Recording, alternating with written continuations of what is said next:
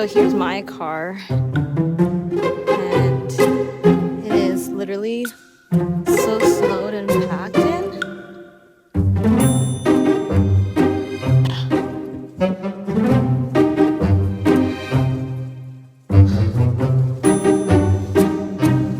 So I rubbed this part.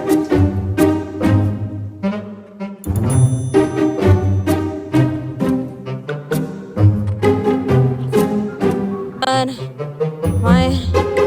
then we have to get this out.